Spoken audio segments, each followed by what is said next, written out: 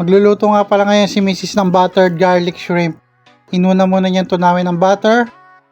Susunod niya ang garlic. Halu-haluin lang ng konti. Tapos, lalagyan niya ng paminta. Susunod niya ang tomato sauce. At lalagyan ng oyster sauce. At sinunod na ang hipon. Tapos, hahalu-haluin lang ng konti. Tapos, susunod niya ilagay ang Sprite. Yan. Tapos, magic sarap.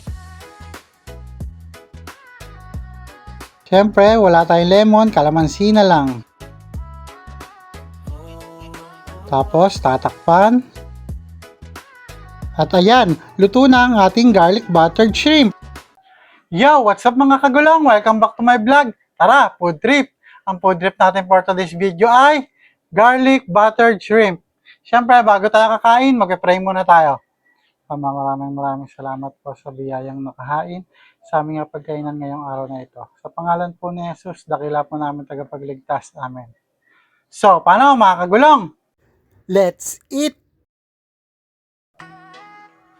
Ang kay sipon.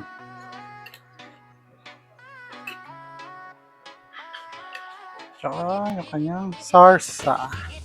Sarap sarsa na ito.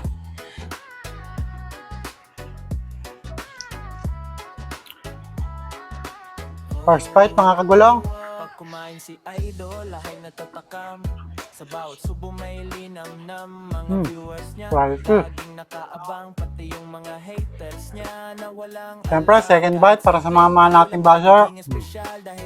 Oops, ako naman. Natural, hindi mayabang, solid makisama. Kaya maraming ang sumusuporta. Siyempre, ang third bite para sa mga mahal nating supporters. Oops, ako naman ulit. Isipin natin itong ulam, masarap na. Kainan na naman, pagtunog intro. Tara nang manood, Unico Vlog, always all good. Kain lang ng kain mga kagulong.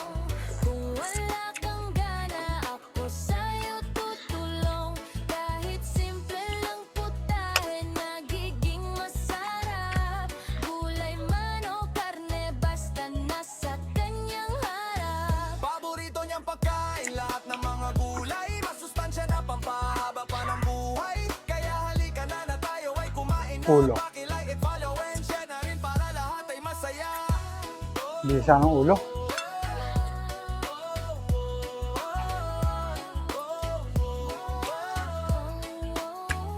Automatic good vibes ang dala-dala. Hindi lang pagkain ng kanyang content. Kasama ang respeto at pagharap. Pinapakita niyang libre ang mangarap. Kapag sipag at tiyaga, laging totoo. At ang hindi mo niloloko Sarap. ang tao. Na kahit simpleng tao, may pagkakataon. Lumaban ka ng patas para sa'yo yun. Papa tayo dalawa. Mawalan ng pag-asa. Hanggang dulo, tuloy lang ang biyahe.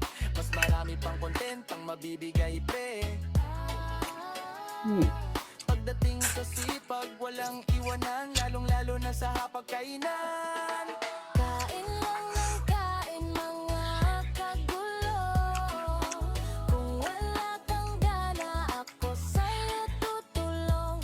Kahit simple lang putahe, nagiging masarap. Gulay man o karne, basta nasa kanyang harap. Paborito niyang pagkain, lahat ng mga gulay. Masustansya na pampahaba pa ng buhay. Kaya halika na tayo ay kumain. Last bite mga kagulong.